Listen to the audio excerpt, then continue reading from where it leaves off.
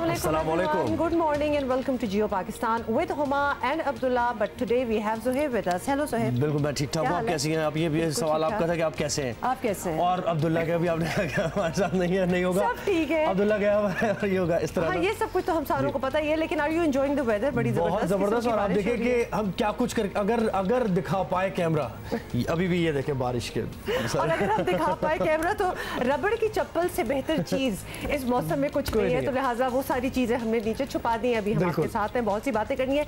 अच्छा एक चीज जी मैं बिल्कुल शुरू में ही जिक्र करना चाहती हूँ। सुबह में पढ़ी थी अखबार और उसमें था कि कल मंडे को पाकिस्तान में लोएस्ट न्यू जो केसेस ऑफ कोरोना वायरस है वो आए थे। आपको पता है जून में जब we were at the peak of corona virus तो जब 6,000 केसेस भी पर डे आते थे, लेकिन कल देवर समथिंग लाइक 300 एंड समथिंग या 400 कुछ इस किस्म के थे, which is a very low number. लेकिन साथ साथ हांगकांग में एक केस आया जो कि री इन्फेक्शन का है।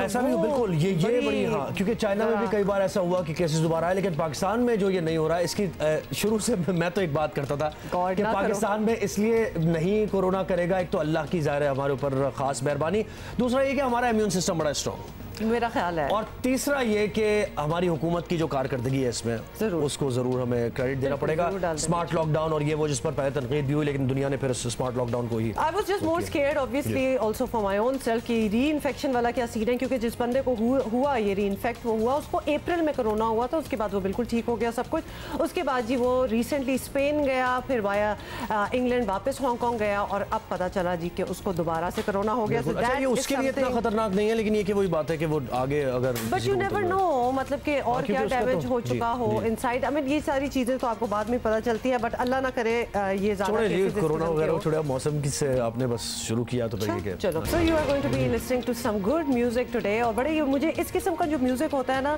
जो है वो मुझे जरा मौसम से भी मैच लगता हुआ आलम चौक का। हाँ ऑफ कोर्स व्हाई नॉट, बड़ा मैच कर रहा था। And since we are talking about the songs and the mausam, तो पहले मौसम की ही बात कर ले। तो कराची वालों को मुझे हंसी इस बात पे नहीं आ रही, किसी और जी आप ऐसे करें उधर जाके हंस ले, हम यहाँ और बातें करते हैं। कराची वालों को हमने होशियार जरूर करना है बिल्कुल, क्योंकि आज और कल शहर में बादल जो है वो खुलकर बरसेंगे। अर्बन फ्लडिंग का भी खदशा है, तो ये ज़रूर आप याद रखें। और कुछ आपको हम मनाजिर भी दिखा रहे हैं, ये सुबह सुबह कराची के मनाजिर हैं जी बिल्कुल। और ये मनाजिर है कराची के मुख्तलिफ इलाकों के, रात भी बादल बरसे और मुख्तलिफ इलाकों में अब मसाइल तो ज़ाहिर हैं ही कराची के, वो तो नशेबी इलाकों का मामला और ये सारा, लेकिन ये कि लोगों ने एंजॉय भी किया। ये आपको बता दें कि ये मानसून का कराची में छठा स्पेल है, so this is the 6th time कि ये हम देख रहे हैं। बहुत सी बातें करनी है, आपको अपडेट भी करते रहेंगे कि बाहर क्या मौसम चल रहा है, लेकिन we have to move on to some other stories as well. आपको बताएं कि साबिक वज़ीर आज़म नवाज शरीफ की वतन वापसी के लिए हुकूमत इस बार अमली इक़दाम उठाने को तैयार है। काबीना इजलास में फैसलों के सियासी असरात भी होंगे, खास तौर पर मुस्लिम लीग नून के लिए।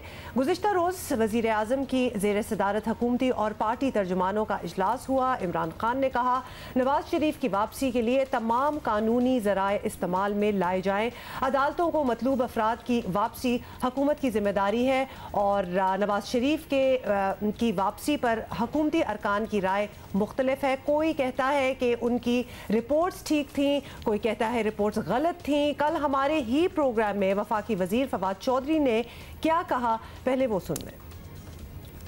उनकी जो रवानगी है वो पॉलिटिकल प्रेशर के तहत उनके हमायती मीडिया के लोगों ने और उनके हमायती जो पार्टी है, जो पार्टी भी पहले भी वो यहीं पे थे और जेल में सजा काट रहे थे, अभी वो आएंगे, वो जेल करेंगे और दूसरी सूरत में जैसा मैंने कहा वो प्ली बार्गेन करेंगे और अपना जो है वो पैसे देंगे। अब इसमें बड़ी इंटरेस्टिंग बात यह है कि तहरीक इंसाफ के कुछ रहनुमा बड़ी शद्दोमत से ये बात कर रहे हैं कि कोई कुछ ऐसा हुआ है कि जैसे किसी ने साजिश कर दी है या फिर रिपोर्ट्स चेंज हुई हैं, सैम्पलिंग में कुछ मसला है। लेकिन तहरीक इंसाफ ही की रहनुमा और वजीर सेहत पंजाब डॉक्टर यास्मीन राशिद आज भी इस बात पर कायम है कि नवाज शरीफ की मेडिकल रिपोर्ट्स दुरुस्त थी। उन्होंने क्या कहा देखिए।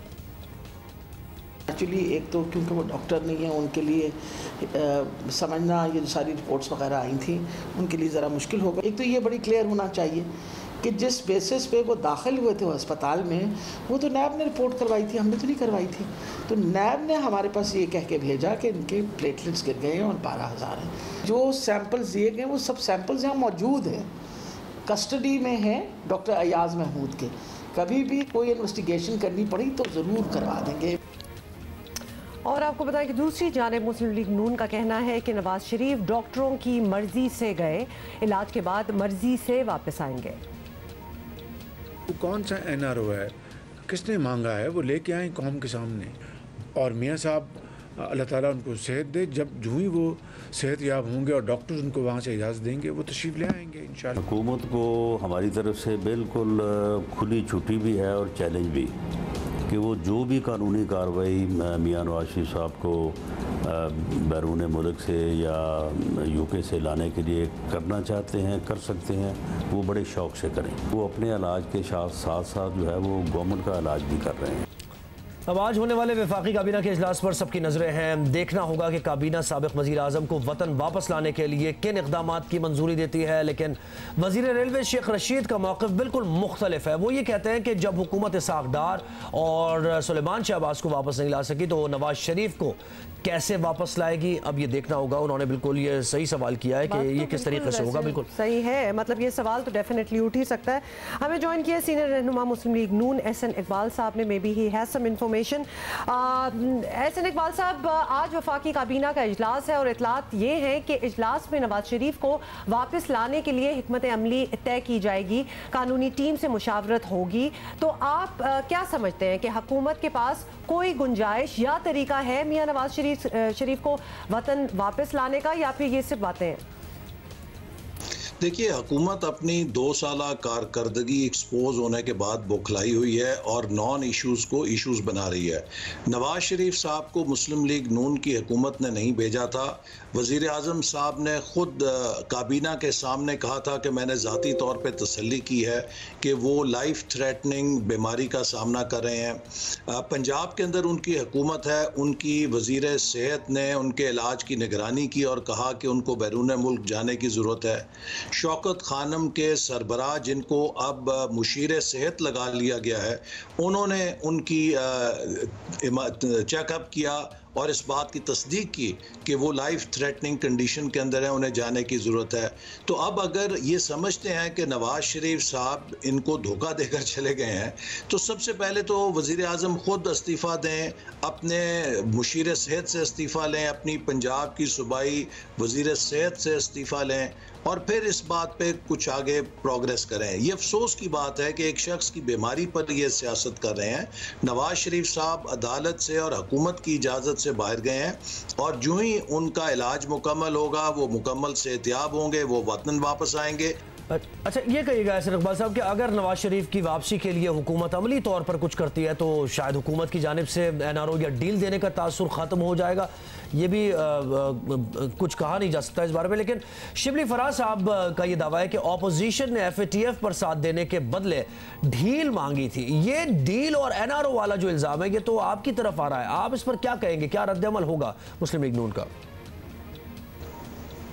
देखिए, हुकूमत जो है कन्फ्यूजन का शिकार है। शिबली फराज साहब पहले अपने वज़ीर ख़ारजा साहब से मशवरा कर लें, जिन्होंने एक ख़त के ज़रिए लीडर ऑफ अपोजिशन को अपोजिशन के किरदार की तारीफ़ की है। वज़ीर ख़ारजा साहब ने तहरीरी तौर पर एतराफ़ किया है कि अपोजिशन ने FATF के ऊपर कोई सियासत नहीं की और कौमी जज्बे के तहत कानून साजी करने में हुकूमत की मदद की है। अब ये इसके ऊपर जो इस तरह की बेमानी गुफ्तगू कर रहे हैं, वो सिर्फ अपनी खिफ़त और शर्मिंदगी मिटाने की बात है। दूसरी बात यह है कि FATF के अंदर ये एक ऐसा काला कानून लेकर आ रहे थे उसकी आड़ में, जिसके तहत ये किसी भी शख्स को, किसी शहरी को, किसी बिजनेसमैन को, किसी सहाफ़ी को, किसी सियासतदान को, किसी सिविल सोसाइटी के फ़र्द को जिससे ये नाराज़ हों, 6 महीने के लिए गायब कर सकते थे। और हमने इनकी वो चोरी पकड़ी और हुकूमत अपना वो मुसवदा कानून विड्रॉ करने पर मजबूर हुई। इसलिए ज़रा ये ज़्यादा बहकाए गए हैं या बहकी बातें कर रहे हैं, अपोजिशन ने जिम्मेदारी का मुजाहरा किया। अब अगर डील ये बार बार जो कहते हैं ये समझाएं कि डील ये किस तरह दे सकते हैं, एनआरओ कैसे दे सकते हैं, क्या इनके कब्जे में अदालतों का निज़ाम है, क्या अदालतें इनसे पूछ के फैसले देती हैं, क्या नैब इनसे पूछ के अपनी कार्रवाई करता है। अगर ये कहते हैं कि हम एनआरओ दे सकते हैं तो फिर ये बात इनकी एक कन्फेशन स्टेटमेंट है कि नैब न्याजी गठजोड़ एक हकीकत है। अच्छा चलें ये भी बता दें एहसन इकबाल साहब के हुकूमती नुमाइंदे खुल कर कह रहे हैं कि साबिक वज़ीर आज़म ने अदालत को गुमराह किया, ये उनके वर्ड्स हैं, और इलाज के नाम पर बाहर गए और वहाँ सैर सपाटे हो रहे हैं, ये उनका कहना है। तो नवाज शरीफ साहब अगर वाकई इतने बीमार हैं, this is just a suggestion, तो थोड़ा आराम क्यों नहीं कर लेते, क्यों हुकूमत को तनकीद का जवाब दे रहे हैं? ये मुल्क के निज़ाम सेहत को भी दुनिया के सामने एक मजाक बनाना चाहते हैं। मैं समझता हूँ कि इस तरह के बयानात के जी उनके टेस्टों में फोर्जरी हो गई, जबकि इनकी अपनी वज़ीर सेहत ने उसकी निगरानी की और वो बार बार कह रही हैं कि हर तरह के टेस्ट जो हैं वो मेरी निगरानी में हुए, ठीक थे। पाकिस्तान के जो टॉप मेडिकल स्पेशलिस्ट हैं इस मर्ज़ के, डॉक्टर ताहिर शमसी, वो कहते हैं कि मैंने ख़ुद इस बात की तस्दीक की है कि वो अलील थे। अब अगर हुकूमत इस चीज़ को स्कैंडलाइज कर रही है तो आप मुझे बताइए कि दुनिया में पाकिस्तान के हेल्थ केयर सिस्टम के बारे में क्या तासुर जाएगा। और मुझे लगता है कि इनकी हतमी मंजिल यही है कि जैसे इन्होंने पाकिस्तान के तमाम पायलट्स ग्राउंड करा दिए थे, ये पाकिस्तान की तमाम मेडिकल लेबॉरेटरीज और डॉक्टर्स को भी ग्राउंड करा देंगे इंटरनेशनली।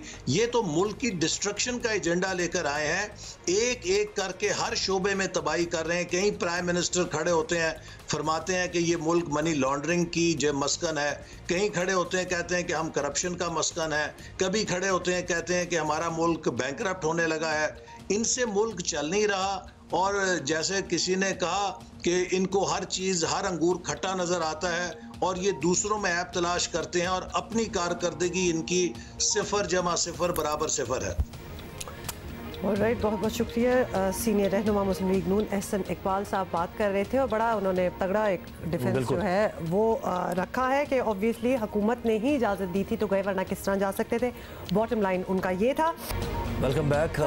बहुत कुछ हमारे पास है, लेकिन हमने ये सोचा कि क्योंकि कराची की बारिशें और इससे जुड़ी जो जहमत है लोगों की, उसके बारे में हमें ज़रूर बताना है। लोग सुन भी रहे होते हैं और कभी कभार ऐसा होता है कि जब आप उनका अहवाल बताते हैं उनका कतारसिस थोड़ा सा हो जाता है और गुस्सा थोड़ा सा कम भी होता है, क्योंकि बड़ी परेशानी में है कराची के लोग इस वक्त। मुख्तलिफ इलाके, ख़ास तौर पर सुरजानी टाउन का इलाका जो है, वहाँ जो नशेबी जो इलाके हैं उसकी गलियाँ हैं बहुत ज़्यादा ख़राब, वहाँ पर सूरत हाल है और लोग अपने घरों से बाहर निकले हुए हैं, नकल मकानी करने पर मजबूर।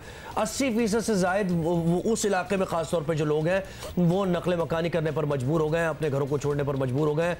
अब कराची में बारिशें कब तक जारी रहेंगी और मुख्तलिफ इलाकों में क्या अहवाल है, हमारे नुमाइंदे बिल्कुल जी, कमर अली मस्तोई हमारे साथ हैं। कमर बताएं, एक तो आप किधर हैं, क्या देख रहे हैं, ज़रा डिटेल्स दीजिए। जी, शहर के मुख्तलिफ इलाकों में तेज़ और हल्की बारिश का सिलसिला जो है जारी है। इस वक्त हम नॉर्थ कराची में मौजूद हैं। नॉर्थ कराची के अलावा न्यू कराची, सुरजानी टाउन में बारिश हो रही है। साथ साथ गुलशन इकबाल, गुलिस्तान जौहर, यूनिवर्सिटी रोड, शारा फैसल पर भी बारिश का सिलसिला जारी है। सदर IA चंदी रोड, MA जिन्ना रोड और ओल्ड सिटी एरिया में भी बारिश का सिलसिला जारी है।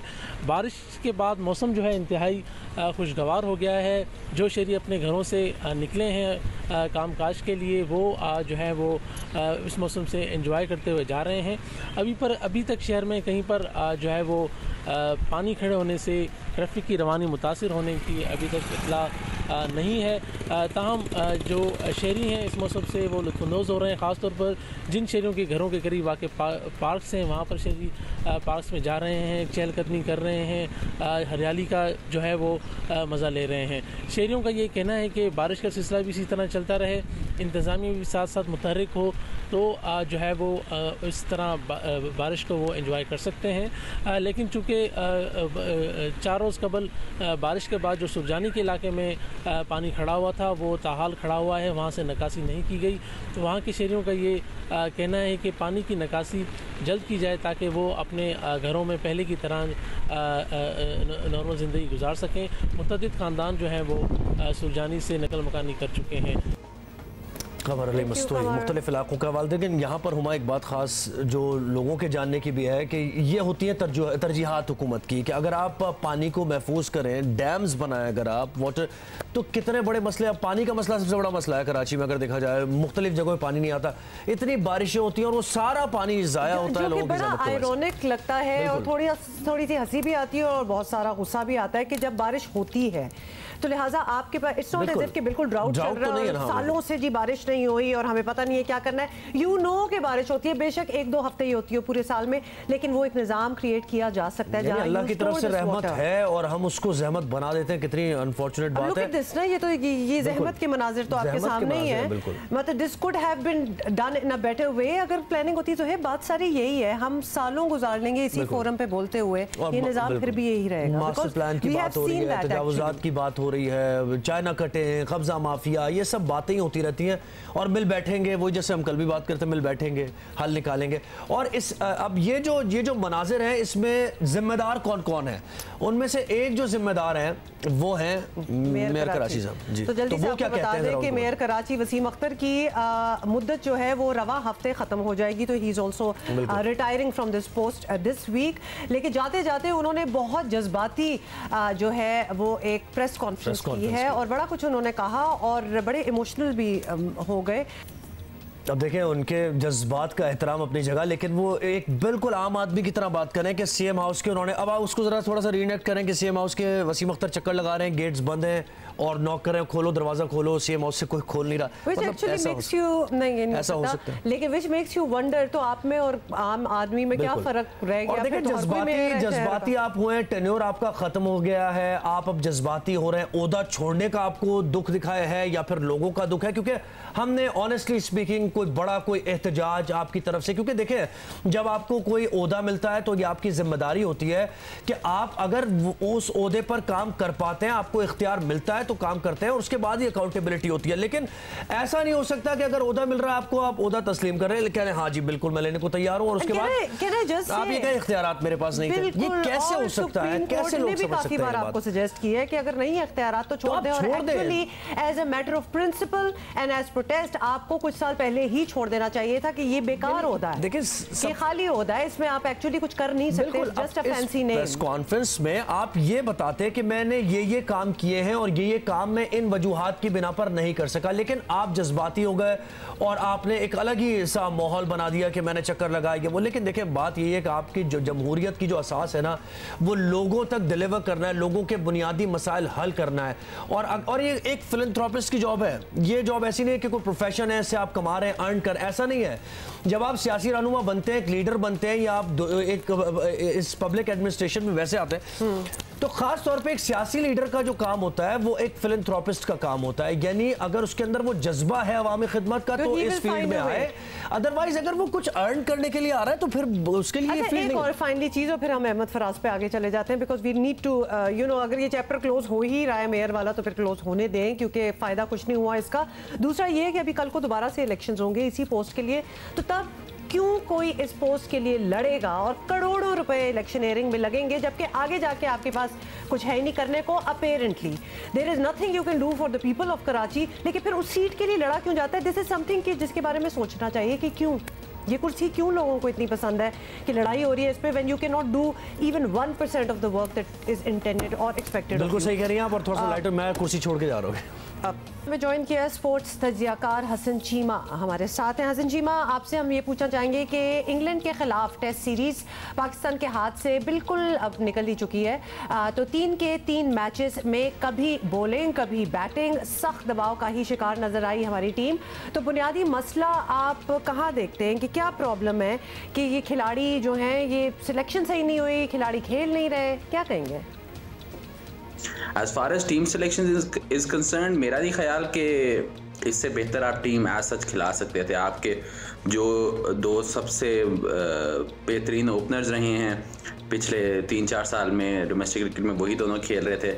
आपके मिडिल ऑर्डर में आपके 2 सबसे सीनियर बैट्समैन खेल रहे थे, साथ बाबर आजम जो आपके बेहतरीन बैट्समैन है वो खेल रहे थे। फवाद आलम को भी 2 टेस्ट मिले। और as far as the bowling lineup is concern, Abbas is your stand out bowler, Shaheen is your stand out bowler? Yasir की परफॉर्मेंसेस सबके सामने, हाँ उसका एशिया के बाहर रिकॉर्ड इतना इंप्रेसिव नहीं है, लेकिन इट्स नॉट लाइक आपके पास कोई एज सच ऑल्टरनेटिव्स हैं। तो जो सवाल रहता है वो नसीम शाह पे ही रहता है। और आई बिलीव कि अगर आप पिछले साल के कायदम ट्रॉफी डोमेस्टिक सीज़न देखें तो he was the stand out fast bowler उसमें भी। तो मेरा नहीं ख्याल कि टीम सिलेक्शन पे आप बात कर सकते हैं या टीम बैलेंस पे बात कर सकते हैं, मसला एक्सिक्यूशन का था। ख़ास तौर पे पहले टेस्ट की जो तीसरी और चौथी इनिंग्स थी उसमें जो पाकिस्तान की पहले बैटिंग और फिर बॉलिंग थी वो इशू दिखाई दिया। और एज़ फार एज आप जो दबाव की बात कर रहे हैं तो उसमें ये कहिएगा कि अजहर अली की बैटिंग तो सीरीज के आखिर में चल पड़ी है, लेकिन उनकी कप्तानी पर भी सख्त सवालात उठाए जा रहे हैं। आपको उनकी कप्तानी कैसी लगी और आपके ख्याल में अजहर अली नहीं तो क्या दूसरा कोई ऑप्शन पाकिस्तान के पास है अभी? अजहर के केस में आप ये कह नहीं सकते कि वो एज सच एक नेचुरल कप्तान है। इवन जब वो डोमेस्टिक में भी खेलते थे सुई गैस के लिए तो मिसबाहुल हक या मोहम्मद हफीज़ उन से ऊपर उनको कप्तानी दी जाती थी या तौफीक उमर कप्तानी करते थे। अजहर का इतना एक्सपीरियंस नहीं है। पहले भी जब वो 2015 से 17 तक पाकिस्तान के कप्तान बने तो उन्हें जब हटाया गया था तो इसीलिए हटाया गया था कि is not a natural captain. तो अभी भी आपकी वही सिचुएशन है कि अजहर में भी आप उसको ब्लेम कर सकते हैं पहले टेस्ट की जिस तरह चेस डाउन इनिंग्स हुई। इट्स खुशाइंद है पाकिस्तान के लिए कि अजहर वापस बैटिंग फॉर्म में तो आ रहे हैं, क्योंकि पिछले 10 सालों में पाकिस्तान का बैटिंग का जो एंटायर बैटिंग यूनिट है, खासतौर पर मिडिल ऑर्डर है, उसको अजहर ने जिस तरह से प्रोटेक्ट किया है वो बड़ा इम्पोर्टेंट रहा है। But coming back to his captaincy the question again becomes के आपके पास अल्टरनेटिव क्या है। अगर आप इस टीम में देखें तो अगर आप बाबर आजम को बनाना चाहें, बाबर का भी इतना एक्सपीरियंस नहीं है आपने उन्हें वाइट बॉल क्रिकेट में तो बना दिया है कप्तान, लेकिन इट्स नॉट लाइक कि उसने डोमेस्टिक में इतनी ज़्यादा कप्तानी की हुई है। The obvious option is Sarfaraz, लेकिन जिस तरह से रिजवान की कीपिंग और बैटिंग दोनों जा रही है आई डोंट सी कि सरफराज किस तरह रिजवान को रिप्लेस कर सकता है इस वक्त टेस्ट टीम में। तो इट्स नॉट लाइक कि आपके पास एज सच कोई ऑल्टरनेटिव्स हैं। इट्स नॉट लाइक कि आपकी वो 90s की टीम है जिसमें 8-9 कप्तान हैं जो आपस में लड़ रहे हैं। इस वक्त तो you are struggling to find even one captain. That doesn't sound too good that we are struggling to find even one captain. तो लिहाजा Azhar Ali it is for the moment। Hasan जी बहुत बहुत शुक्रिया। एक बात तो है और जो है you will have to agree with me कि जब धुल जाता है ना कराची, जब थोड़ी सी बारिश हो जाती है, थोड़ी देर के लिए मसलों को साइड पे रख दें, how beautiful does it look, everything becomes so clean। मैं तो बिल्कुल मजा फरमा रही हैं अब इसमें तो बड़ा साफ हो जाता है। वही पत्ते और वही दरख्त जो आपको ब्राउन नजर आ रहे होते हैं। नहीं आपने इख्तियार ही नहीं दिया ना मुझे कुछ कहने। आपने अच्छा कह दो भाई, कुछ कहना नहीं मुझे कुछ नहीं। अच्छा बैड नहीं कह रहा तो मतलब लॉन्ग अवेटेड इंटरव्यू की बात करते हैं। इसके बारे में सब मुंतजिर थे कि कब वो इंटरव्यू होगा, कब बातें पता चलेंगी कि कैसे काम हो रहा है, कैसे गवर्नेंस हो रही है। वज़ीर आला पंजाब का जियो न्यूज़ को एक भरपूर इंटरव्यू बता रहा है कि इमरान खान की थपकियां काम दिखा रही हैं। वज़ीर आज़म के वसीम अकरम प्लस बज़ाहिर पहले से कहीं ज़्यादा पुरएतमाद नजर आ रहे हैं। प्रोग्राम आपस की बात के मेज़बान मुनीफ फारूक को इंटरव्यू देते हुए सरदार उस्मान बुज़दार काफ़ी पुरएतमाद दिखाई दिए।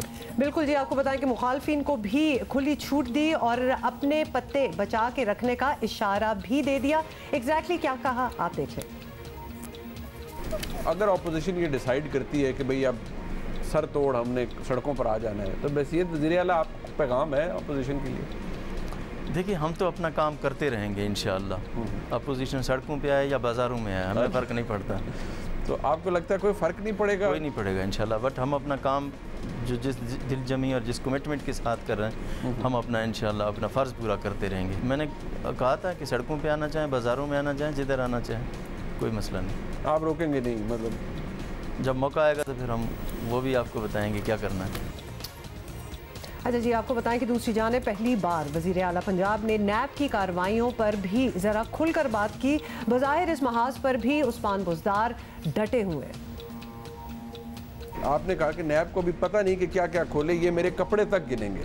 कोई मोटिवेशन क्या हो सकती है आपके पीछे पड़ने की? आप एक वज़ीर आला हैं, पाकिस्तान के सबसे बड़े सूबे के वज़ीर आला हैं, ज़ाहिरी तौर पर कुछ ऐसा है नहीं, क्या मोटिवेशन हो सकती है किसी की आपके खिलाफ? देखिए जी, मैं कोई कमेंट्स इस तरह का नहीं करना चाहता, ना किसी की नीयत पे मैं शक करूँगा। ठीक है, तो जब कोई बात होगी तो फिर मैं भी बात करूँगा। हर इदारा हर चीज़ कानून के पाबंद है, ठीक, और एक सिस्टम है कानून के मुताबिक चलता है। तो जो भी एक्ट होगा हर कोई कानून के मुताबिक ही होगा, कानून से बाहर तो कोई नहीं काम कर सकता। अब उस्मान बुज़दार जब से वज़ीर आला बने हैं उनकी तब्दीली की खबरें भी गर्म हैं। खुद उन्हीं की पार्टी के अंदर और बाहर बहुत से उम्मीदवार भी तैयार हैं, लेकिन इमरान खान की मुसलसल हिमायत ने उस्मान बुज़दार का सीना चौड़ा कर दिया है। कम अज़ कम ताज़ा इंटरव्यू तो ये कुछ बता रहा है। और मुनीब फ़ारूक ने इंटरव्यू लिया, मेज़बान मुनीब फ़ारूक ही हमारे साथ इस वक्त मौजूद है। मुनीब, आप कहिएगा, आपने तफसीली इंटरव्यू लिया उस्मान बुज़दार का और बहुत खुल के उन्होंने मामलात पर बात की। वो अपनी हुकूमत की परफॉर्मेंस से खासे मुतमईन नज़र आए। आपको इसकी वजह क्या नज़र आती है? बिस्मिल्लाहिर्रहमानिर्रहीम। देखिए, एक तो अगर आपने इंटरव्यू देखा हो, वो उस्मान बुज़दार साहब खुल के कम ही बात करते हैं। अगर ये कहा जाए कि he is a man of very few words, तो वो बड़ा नाप तोल के और एक बड़े हिसाब से अपनी बातें करने वाले शख्सियत में मैं समझता हूँ, जो मुझे कम अज़ कम इंकशाफ हुआ इस इंटरव्यू के बाद।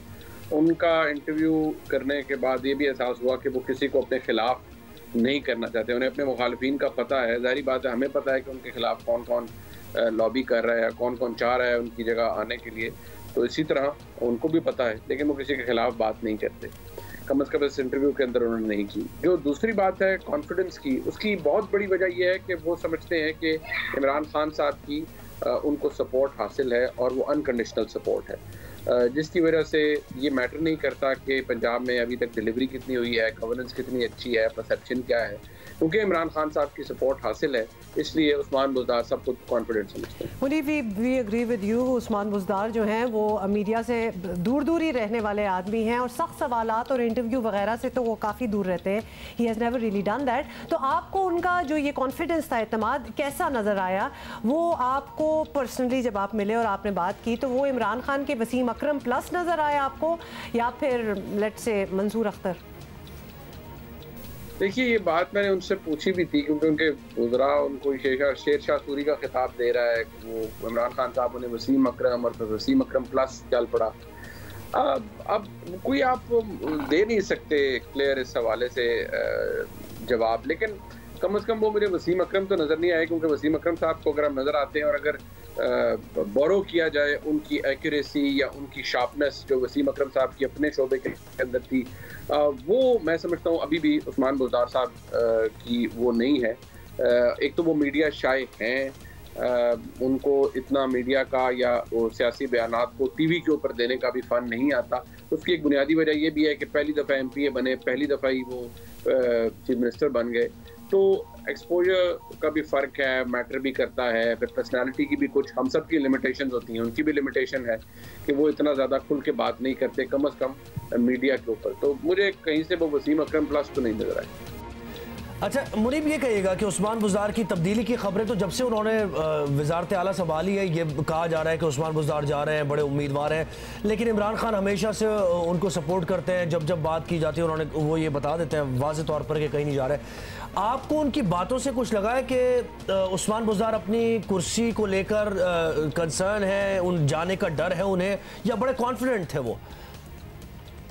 देखिए, वो बड़े कॉन्फिडेंट थे और उनको इस बात का एहसास है कि उनके खिलाफ जो हो रहा है ये ट्रिगर कहाँ से हुआ है और ये किस तरह मामलात आगे चल रहे हैं और कौन क्या चाह रहा है और कौन उनको हटाना चाह रहा है और उसके पीछे सारे मामलात, ये उन्हें इस बात का बखूबी इल्म है। वो अभी तक बड़ा कंफर्टेबल, कम से कम जो नज़र आ रहा है उसमें तो वो बड़े कंफर्टेबल नज़र आ रहे हैं। उन्हें ये पता है कि मैं अकेला नहीं हूँ, अगर मैं इस मझधार में फंस गया हूँ तो मैं अकेला नहीं हूँ, मेरे साथ वज़ीर आज़म है, और अगर कुछ मेरे साथ होता है तो वज़ीर आज़म के ऊपर भी उसका इम्पैक्ट आएगा। और इस बात की अहमियत इसलिए ज़्यादा है कि अगर उस्मान बुज़दार ये ना भी समझें कि वज़ीर आज़म उनके साथ हैं या नहीं है, लेकिन फिर भी क्योंकि उस्मान बुज़दार साहब को चूज़ करना इस मनसब के लिए इमरान खान साहब का फ़ैसला था, उनको इस मनसब पे रखना अब तक ये भी इमरान खान साहब का फ़ैसला है, लिहाजा उस्मान बुज़दार साहब कॉन्फिडेंट हैं, वो डरे हुए नज़र नहीं आए। हाँ, वो नैब के या किसी और के खिलाफ बात करने से उन्होंने गुरेज किया, उन्होंने किसी के खिलाफ बात नहीं की, लेकिन वो ये समझते हैं कि उनके खिलाफ तमाम मामला जो है ये पॉलिटिकली मोटिवेटेड है। तो ये सारा मामला तो क्लियर हो गया कि उस्मान बुज़दार काफ़ी ज़्यादा पुरएतमाद दिखाई दिए। बिल्कुल, और जैसा मुनीब बता रहे हैं, मतलब वो काफ़ी कॉन्फिडेंट भी हैं और बड़े चिल में हैं। He knows, he is very confident that he is not going anywhere. तो लिहाजा ये था उनका इंटरव्यू और मुनीब से हमने वो सेंस भी ले ली कि how he felt about it.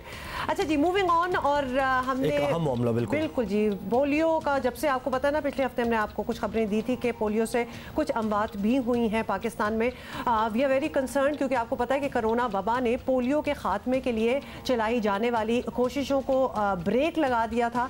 तो लेकिन अब जी भरपूर तवज्जो और कुव्वत से आगे बढ़ना है और वो वक्त भी आ गया है। यूनिसेफ भी हुकूमत के साथ काम करने को तैयार है और इस बीमारी को जड़ से ख़त्म करने में अब कोई कोताही या सुस्ती नहीं होनी चाहिए। And this goes for the parents also, जिन्होंने अपने बच्चों को पोलियो के कतरे लगवाने होते हैं या फिर वो मना कर देते हैं कभी कभार। अक़वाम मुत्तहिदा के इदारे बराए इत्फ़ाल की रिपोर्ट में बताया गया है कि पाकिस्तान और अफगानिस्तान में वालिदैन कोरोना की वजह से अपने बच्चों को पोलियो वैक्सीन का कोर्स मुकम्मल करने के लिए अस्पताल ले जाने से घबरा रहे हैं। ये होता रहे है बिल्कुल। और रिपोर्ट्स के मुताबिक इंसदाद पोलियो टीम से लोग राशन मांगते हैं, कभी कभार उनके साथ बदसलूकी भी की जाती है। अच्छी बात यहाँ पर यह है कि पाकिस्तान में पोलियो से बचाव के कतरे पिलाने का अमल अब फिर से शुरू हो चुका है। बेहतर नताइज की उम्मीद रखी जानी चाहिए इस सिलसिले में कि ये जो अब ये सिलसिला शुरू हुआ है तो इसमें कहीं भी कोई रुकावट ना आए। और ये पोलियो का जो मसला है पाकिस्तान में दोबारा इसने सर उठाया, इसकी वजूहात भी जानेंगे और ये पोलियो क्या है इसकी भी थोड़ी सी मजीद भी डिटेल्स देंगे। Doctor Khalid Shafi, general secretary Pakistan paediatric association हमारे साथ मौजूद है। खालिद साहब, बहुत शुक्रिया, आपने हमें वक्त दिया। बल्कि डॉक्टर साहब, मैं जल्दी से आपको लोगों को भी याद दिला दूं कि डॉक्टर साहब is a frequent visitor of our show, आते रहे और इस टॉपिक पे तो हमने पहले भी बहुत की है। लेकिन डॉक्टर साहब, जब भी हम बात करते हैं, जब भी हमेशा कोई गुंजाइश रह गई होती है। हालांकि हमें ये लगता है कि डे इन डे आउट साल में इतनी बार ये मुहिम शुरू होती है, तो अब तक तो काफ़ी बेहतरी और फ़ायदा हो चुका हो। जी बिल्कुल, इतनी जो राउंड्स की मुहिमों की ज़रूरत नहीं थी। ये चंद राउंड्स में भी मामला तय हो सकता था और तय हो सकता है, ये बात वाज़ेह हो जाए। लेकिन इसके लिए दो चीज़ें ज़रूरी हैं। एक तो तमाम बच्चे जिनकी उम्र 5 साल से कम है पैदाइश से लेके, वो पोलियो के कतरे पिलाएं, सब लोग अपने वालिदैन, और चंद राउंड में मुसलसल पिलाएं, यानी हर दफ़ा जब टीम आए तो कतरे पिलाते रहें। दूसरी बात ये है कि जब ये तमाम लोग अपने बच्चों को पोलियो के कतरे पिलाएंगे तो जो अभी चंद हज़ार या चंद लाख बच्चे रह जाते हैं जिनके वालिदैन पोलियो के कतरे नहीं पिलाते, तो उनके स्टूल्स में जो इन्फेक्शन जिनको होता है, उनके स्टूल्स में पोलियो का वायरस सर्कुलेट करता है, स्टूल से बाहर आता है, सीवरेज वाटर में जाता है, वहाँ से पीने के पानी में मिलता है और दोबारा बच्चों में चला जाता है। हमें इस वायरस की सर्कुलेशन को रोकना है। सर्कुलेशन को रोकने के दो तरीके हैं, हर बच्चा इम्यूनाइज हो पोलियो के खिलाफ, और दूसरा सफाई सुथराई का एहतमाम रखा जाए। अच्छा, एक इसमें कंफ्यूजन लोगों की है कि उन्हें ये नहीं पता कि जैसे 1 महीने पोलियो ड्रॉप्स उनके बच्चों ने पिए, तो वालिदैन जब अगले महीने टीम आती है तो कहते हैं हमारे बच्चों का कोर्स हो गया है, या बहुत से प्राइवेट अस्पतालों से करा लेते हैं कोर्सेज, तो उसके बाद जब टीम आती है तो वो कहते हैं कि जी हमारा तो हो गया और चल रहा है। तो ये एक ज़रा कंफ्यूजन है। मैं ज़रा, अब मुझे 2 मिनट का वक्त टाइम दे, मैं पूरी तफसील से बताऊँ। देखिए जी, दुनिया के जिन मुल्कों में पोलियो चंद राउंड्स में ख़त्म हुआ, उसकी बुनियादी वजह ये थी कि उनकी रूटीन वैक्सीनेशन है। हमारे यहाँ गवर्नमेंट का एक बहुत अच्छा प्रोग्राम है जिसको EPI कहते हैं, एक्सपेंडेड प्रोग्राम ऑफ इम्यूनाइजेशन, जिसमें 10 और सुबह सिंध में 11 बीमारियों की वैक्सीन मौजूद है। उसमें बच्चे को 4 दफ़ा पोलियो के कतरे पिलाए जाते हैं। इसके अलावा काली खांसी, खन्नाक, टेटनस और हेपेटाइटिस बी, नमूनिया और ये रोटा वायरस, इन सब की दवाएं भी दी जाती हैं। तो जिन मुल्कों में बच्चों की इम्यूनाइजेशन का प्रोग्राम मजबूत है, वहाँ 90-95%, 100% लोग अपने बच्चों को पोलियो के कतरे और दीगर बीमारियों को भी टीके लगाते हैं। तो वहाँ ये बीमारियाँ कम है, पोलियो भी कम है। उन मुल्कों ने चंद राउंड में अपने मुल्क से पोलियो को ख़त्म कर दिया। हमारे मुल्क में ये है कि नंबर 1 जो हमारा इतना उम्दा टीकों का प्रोग्राम है, हम लोग उससे फ़ायदा नहीं उठा रहे हैं, और हमारी जो कवरेज है पूरे पाकिस्तान की 50% के करीब है। इंतहाई शर्म का मुकाम है, इंतहाई बेहतरीन वैक्सीन जिसकी कीमत मुहिम स्टार्ट होती है डॉक्टर साहब तो लगता है कि बड़ा ओवरऑल हुआ होगा, बट अभी भी 50% है। 50% है रूटीन इम्यूनाइजेशन। वो बुनियाद है, वो बुनियाद है। अगर हमारी बुनियाद अच्छी हो तो हम पोलियो तो चंद राउंड्स में खत्म कर ले। हमारी बुनियाद कमजोर है, उस बुनियाद को मजबूत करने के लिए बार बार ये मुहिम चलाई जा रही है। इसमें भी कुछ लोग हैं जो जिद्दी हैं, हर दफा वो नहीं पिलाते। ये बात नहीं है कि लोग ताउन नहीं कर रहे हैं, समझिए कि 90-95% लोग ताउन कर रहे हैं। ये 5-10% जो लोग हैं, जो मैं रूटीन की बात कर रहा था, वो 50% कवरेज है, लेकिन पोलियो की जो घर घर टीम जाती है इसकी कवरेज अच्छी होती है, लेकिन 5-10% लोगों की वजह से हमारा मुल्क पिछले नुकसान होता है। 5-10 की वजह से पूरा मुल्क जो है ना, हमारी सारी रिसोर्सेज लगी हुई। देखिए, सिर्फ पोलियो हमारा मसला नहीं है। जो आपने कहा था ना, घर जाते हैं लोग राशन मांगते हैं, लोग और चीजें मांगते हैं, लोग कहते हैं कि पोलियो के पीछे क्यों पड़े हुए। पोलियो के पीछे हम किसी एजेंडे से नहीं पड़े हुए। पोलियो चूंकि दुनिया से खत्म हो रहा है, पाकिस्तान अफगानिस्तान से खत्म हो जाएगा, तो 1-2 साल के बाद इसकी जो इतनी मुहिमें चलनी है बंद हो जाएंगी, इतना जो पैसा इतने रिसोर्सेज लगते हैं खत्म हो जाएंगी, जरूरत नहीं रहेगी। फिर हम टीबी को खत्म करेंगे, काली खांसी को खत्म करेंगे, हेपेटाइटिस बी को कंट्रोल करेंगे, खसरे को कंट्रोल करेंगे। डॉक्टर साहब ये सही होगा कहना, और क्योंकि लोग हमें देख रहे हैं तो हमें ये बार बार रीट्रेट करना चाहिए कि वो 10-15% जो रेजिस्ट कर रहे हैं उनकी वजह से सारा प्रोग्राम जो है वो खराब हो जाता है। बिकॉज अगर 10 लोग करा रहे हैं और मतलब 2 बीच में नहीं करवा रहे तो then they are going to affect the other ones as well. बात तो फिर वहीं आ गई। इसमें 2 तरह के लोग हैं जी। एक वो लोग हैं जो पढ़े लिखे, जो ये समझते हैं कि उन्होंने अपने बच्चे को 4 डोजेस पोलियो की पिला दी हैं तो जरूरत नहीं है, इनफ हो गया। उनको लोग भी गलत गाइड करते हैं। एनएफ नहीं है। हमारे मुल्क में जो सफाई सुथराई की सूरत हाल है, 4 डोजेस में पोलियो कंट्रोल नहीं हो सकता, बच्चे में इम्यूनिटी पैदा नहीं होगी। तो बच्चे को 12, 14, 15, 16 जितनी दफा भी आपके घर पोलियो की टीम आएगी, आपने उसको पोलियो के कतरे पिलाने हैं। एक तो ये लोग हैं जो पढ़े लिखे समझदार हैं, वो भी एक इसमें फैक्टर है, खत्म ना होने में उनका भी हिस्सा है। बाकी एटीट्यूड का प्रॉब्लम है हमारे लोगों का, और फिर एक वो मिसकंसेप्शंस हैं, कुछ बहुत सी ऐसी भी हैं। 20 साल चले जाएं आप, 20 साल हो गए हैं, मिसकंसेप्शन अब नहीं रहनी चाहिए, ये हराम है। इससे वो जो है कि वो आबादी रोकने के लिए किए गए हैं। आबादी तो जब भी मुहिम शुरू हुई थी उससे डबल हो चुकी है, तो ये बातों में अब कोई रह नहीं गई ये बात। एक मैं इधर प्लीज इधर आ जाए जरा, जरूर ये कहना चाहूंगी डॉक्टर साहब ने इतनी अच्छी तरह दोबारा से एक्सप्लेन कर दिया, और डॉक्टर साहब खुद भी कितनी बार आ चुके हैं, कितने डॉक्टर्स आ चुके हैं, ये मुल्क में कितनी बार बात हो चुकी है कि इससे किसी को कोई नुकसान नहीं होगा। प्लीज अपने बच्चों का फ्यूचर देखें, अपने मुल्क का फ्यूचर देखें, और जो चीज पूरी दुनिया से खत्म हो चुकी है वो हमारे ही घर आके क्यों रह जाती है। This really needs to be जिंदगी भर की माजूरी आप देखें ना कितना बड़ा, यानी आप वालिदैन के लिए भी, खुद उस बच्चे के लिए भी, बिल्कुल कैसे लिया। डॉक्टर साहब फाइनली वी अंडरस्टैंड कि ये कोरोना की वजह से लोगों को जरा झिझक थी बच्चों को लेके जाना, लेकिन अब चूंकि ये प्रोग्राम दोबारा स्टार्ट हो ही गया है। ये 6 महीने मुहिम नहीं चली थी, जिसकी वजह से बीमारियां जो और भी जो हमारी इम्यूनाइजेशन की बीमारियां वो खुलकर सामने आएंगी। ये वक्त है कि हम अपने बच्चों को, जब पोलियो की टीम घर पर आए तो पोलियो के कतरे पिलाएं। इसके साथ साथ जो हमारी रूटीन इम्यूनाइजेशन है वो भी बहुत जरूरी है, जारी रखें, कोऑपरेट करें। अपने बच्चे का कार्ड देखें, उसको जो हिफाजती टीके नहीं लगे, बराए मेहरबानी हिफाजती मरकज पर जाके, हॉस्पिटल में जाके वो टीके भी लगवाएं, और उसके अलावा पोलियो के कतरे जब भी टीम आए भले हर महीने आपने पिलाने। डॉक्टर खालिद शफी बहुत बहुत शुक्रिया आपके आने का, और आपका पैशन हम फील कर सकते हैं, बिकॉज वो पैशन भी होता है और थोड़ी सी आई एम सॉरी फ्रस्ट्रेशन भी हो जाती है कि इतनी सी बात क्यों नहीं लोग समझते। प्लीज समझ ले, अब दोबारा से ये सिलसिला जो है ये शुरू हो रहा है, और बुनियादी इंसानी हुकूक की बात करते हैं, बच्चों के हवाले से खास तौर पे आपको बताएं कि बच्चों के हकूक से मुतालिक अब भी बहुत सी चीज़ें जो हैं वो क्लियर नहीं, लेकिन एक चीज़ बिल्कुल वाज़े है, वो ये कि दुनिया के हर बच्चे को बुनियादी इंसानी हकूक और तरक्की करने के मौके जो हैं वो मिलने चाहिए, और ये उनका हक है। बिल्कुल आमतौर पर ऐसा वैसे होता नहीं है, कुछ बच्चों को घरेलू हालात, ख़ास तौर पर माली परेशानियों की वजह से सब ये मौके जो हैं वो मिलते नहीं हैं। ऐसे बच्चों को हौसला अफजाई के साथ साथ मुआशी और ख़ास तौर पर कानूनी मदद की ज़रूरत भी पड़ती है। इसी मकसद के लिए 2012 में इम्कान वेलफेयर ऑर्गेनाइजेशन बनाई गई। इम्कान की डायरेक्टर ताहिरा हसन साहिबा हमारे साथ स्टूडियोज़ में मौजूद हैं, और आप ये पिक्चर्स भी देख रहे हैं, उनकी खिदमत वो किस तरीके से करें। बहुत शुक्रिया ताहिरा साहिबा, आपने हमें वक्त दिया। ये कहिएगा बच्चों की ज़ाहिर है आप और जिमनास्टिक की हम इससे पहले बात कर रहे थे, ख़ास तौर पर आपने, और स्पोर्टिंग एक्टिविटी में जब बच्चे होते हैं तो फिर ही वो ज़ाहिर है आगे बढ़ के मुल्क के मेहमान बनते हो। किन मसाइल का सामना है बच्चों के हुकूक के लिए लड़ते हुए आपको, और क्या अभी तक अचीवमेंट्स आपकी रही हैं इस सिलसिले में? देखिए मसाइल तो बहुत पेश आते हैं हुकूक के हवाले से, ख़ास तौर पे जिस जनरली भी आते हैं मुल्क भर में, आप देखते हैं ये मसाइल हैं, और जो अटेंशन चाइल्ड वेलफेयर और चाइल्ड डेवलपमेंट को देना चाहिए वो नहीं दिया जा रहा है। हमारे हवाले से जो इम्पोर्टेंट चीज़ है वो ये है कि हम ऐसी कम्युनिटी में काम करते हैं जो प्रीडोमिनेंटली स्टेटलेस है। अच्छा, स्टेटलेस होने का मतलब ये है कि उनकी शनाख्त नहीं है, उनके पास CNIC नहीं है, उनके पास बे फॉर्म नहीं है, डॉक्यूमेंटेशन नहीं है। ये सबसे कराची की बड़ी कच्ची आबादियों में से एक है, मच्छर कॉलोनी के नाम से, और इसकी जो 60% पॉपुलेशन है वो बंगाली बर्मीज़ है ओरिजिन। और जो बच्चे हमारे पास इस वक्त हैं, जब हमने खेल सेटअप किया, खेल लर्निंग और रिक्रिएशनल सेंटर हमारा है, वहाँ उस कम्युनिटी में हम 2014 से प्रोजेक्ट्स चला रहे हैं। पहले हमारा हेल्थ रिलेटेड प्रोजेक्ट था जो अभी भी चल रहा है, मगर जो वजह थी वो ये थी कि हमें नज़र आता था कि बहुत से बच्चे जो हैं वो सड़कों पे खेल रहे होते हैं वहाँ गलियों में। एवरेज फैमिली साइज़ 8 to 10 बच्चों का होता है, एंड रिसोर्सेज भी नहीं है अवेलेबल कि बच्चों को स्कूल भेजा जाए।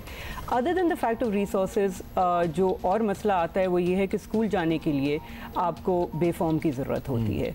प्राइमरी प्राइमरी एजुकेशन फिर भी हो जाती है, मगर अगर आप सेकेंडरी लेवल पे जाते हैं तो बेफॉर्म के बगैर आप मैट्रिक नहीं दे सकते। इस कम्युनिटी का जो मेजर चैलेंज है वो आइडेंटिटी का चैलेंज है। और हमारे पास हमने ट्रेन करना शुरू किया। हमने इनिशियली जब खेल शुरू किया था, कॉन्सेप्ट ये था कि बच्चे आएंगे, खेलेंगे और चले जाएंगे। एक सेफ स्पेस खोली थी जिसमें कोई स्ट्रक्चर एज सच नहीं था।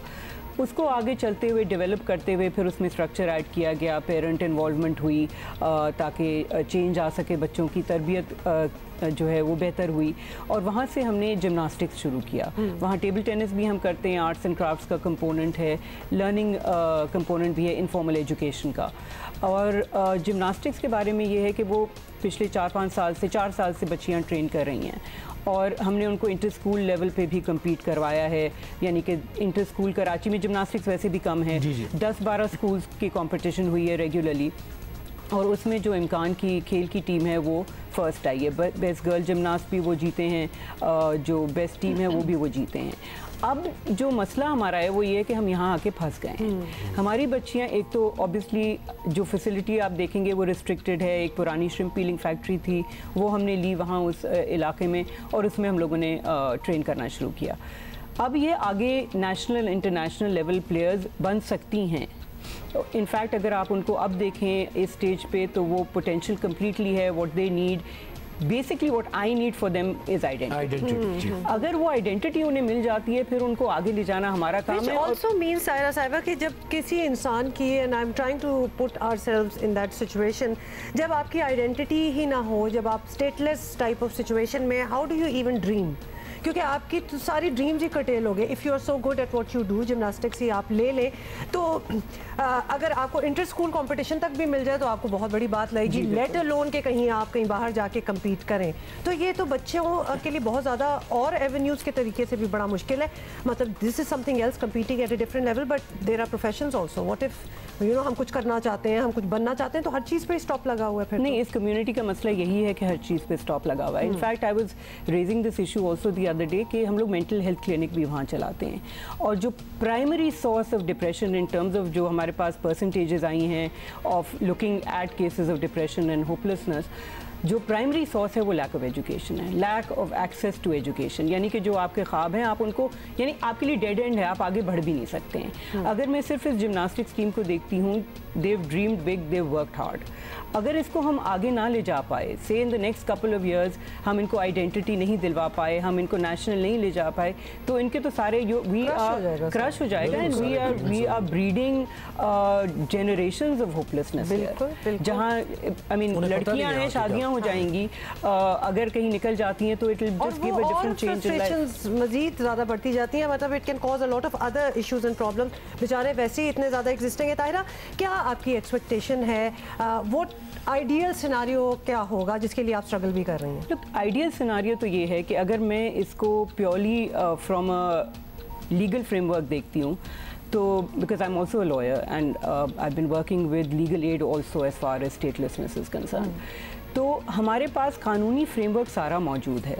अगर मैं सिर्फ इस जिम्नास्टिक्स की टीम को एग्जांपल बना के कहती हूँ कि अच्छा let me deal with these 10 children, forget about the rest of the community, तो बर्थ राइट सिटीजनशिप का जो है क्लॉज वो आपके सिटीजनशिप एक्ट में मौजूद है। तो वो तो वैसे ही लागू हो जाना चाहिए, यानी कि वो वैसे ही लागू हो जाना चाहिए, मगर वो नहीं हो रहा है। उसमें हर्डल्स हैं, उसमें डिस्क्रिमिनेशन का एलिमेंट है, तो ये मसाइल हमें ओवरकम करने हैं। एंड आई थिंक कि इसमें कोई, अगर हमारी इंस्टीट्यूशंस जो हैं वो सिर्फ कानून ही को फॉलो करके हमें रिलीफ दे दें, तो at least let's work with these 10 and say कि भाई इनको तो मौका दिया जाए। और and it is an asset to Pakistan. I mean अगर आपके पास पाकिस्तान में से इस तरह की टीम निकलती है जिम्नास्टिक्स की जो इंटरनेशनल लेवल पे compete कर सकती है, तो I think that's a huge principle. कहने का मतलब है all the laws are there very much, मतलब इसको एक्सेस करने के लिए, इसको इजी करने के लिए, फरोग देने के लिए सब चीज़ें बनी हुई हैं, लेकिन इम्प्लीमेंटेशन जो कि एक्चुअली बहुत बड़ा इशू एज इट इज़ है हमारे लॉज के हवाले से इन पाकिस्तान के खास तौर पे उनकी अमलदारी होनी चाहिए, उन पर ही अगर अमलदारी हो जाए, उसके अलावा अगर वो ही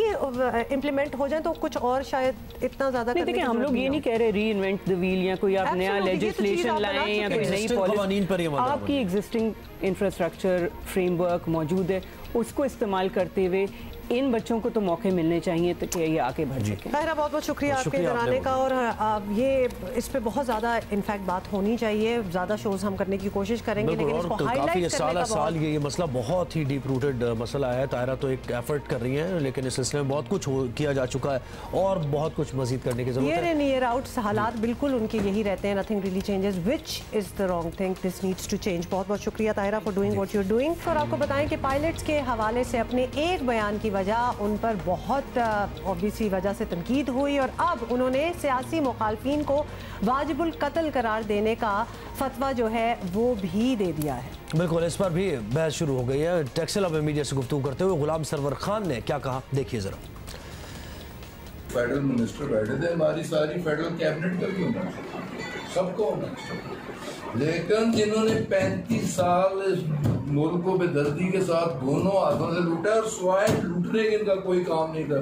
जमहूरियत के नाम पे इस मुल्क को तबाह बर्बाद किया चोरों, डाकुओं, बदयांतों, बद किरदारों ने। उनका अगर होता है तो वो शोर क्यों मचाते हैं? वो डाकू हैं, वो चोर हैं, वो इस मुल्क के दुश्मन हैं, उन्होंने लूटा है इस मुल्क को, खून चूसा है इस गरीब कौम का। वाजिबुल कत्ल हैं वो लोग जिन्होंने इस मुल्क के साथ जुल्म किया है। ऑपोजिशन का कहना है गुलाम सरवर माजी में खुद मुख्तलिफ जमातों का हिस्सा रहे हैं और गुज़िश्ता दिनों जाली पायलट से मुतल्लक बयान देकर उन्होंने मुल्क को बहुत नुकसान पहुंचाया है। जो सरवर साहब हैं वो एक ऐसे शख्स को रिप्रेजेंट कर रहे हैं जिनका नाम इमरान साहब है, जो दहशतगर्दी की, जो फसाद की, इंतशार की कंटेनर पर खड़े होकर तरबियत और तरगीब देते रहे। मुल्क को लूटा, 2 साल अवाम का चीनी और आटा चोरी कर लिया।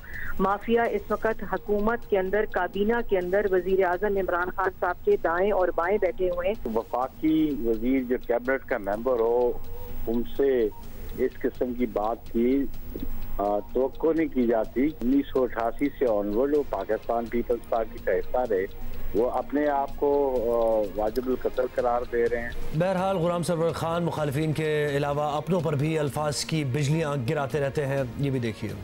और वजीर हवाबाजी के ताज़ा बयान पर खुद वफाकी काबीना के रुकन फवाद चौधरी ने सख्त एतराज़ किया है और अपने ट्विटर बयान में वफाकी वजीर ने लिखा कि गुलाम सरवर ने इंतहाई नामुनासिब बयान दिया है, वो इसकी नज़ाकत का बिल्कुल अंदाज़ा नहीं कर सके। और इस पे ऑब्वियसली एक नई बहस शुरू हो चुकी है, but we have no time, हमने आपको कुछ और भी दिखाना है। इस वक्त एज वी स्पीक कराची में बारिश हो रही है और ये सिलसिला जो है वो बिल्कुल शुरू हुआ है, जारी है, और शहरियों को कहेंगे एहतियात जरूर बिल्कुल करें। इंतजामिया को चौकस रहना होगा। कुरंगी नदी में पानी का तेज बहाव है और कुरंगी नदी से कुरंगी जाने वाली सड़क को ट्रैफिक के लिए मुकम्मल तौर पर बंद कर दिया गया है। इस सूरत हाल में कई इदारे काबिल कदर खिदमत सर अंजाम दे रहे हैं, आवाम की खिदमत की जा रही है, लेकिन खुदारा सिंध हुकूमत से अपील है कि इस शहर को मजीद नज़रअंदाज ना करें, मेहरबानी। वैसे मैं कहती हूँ कि hats off to the security एहलकार, आप कह लें, ट्रैफिक पुलिस कह लें, रेंजर्स कह लें, मतलब the way they are working. Otherwise आपको कोई सिस्टम वैसे नज़र नहीं आता अगर ये लोग ना हो तो इट्स टोटल में हम। एनीवे जी, take care of yourselves today और इंशाल्लाह we'll be right here tomorrow. कल इंशाल्लाह आपसे मुलाकात होगी। बाय। अल्लाह हाफ़िज़।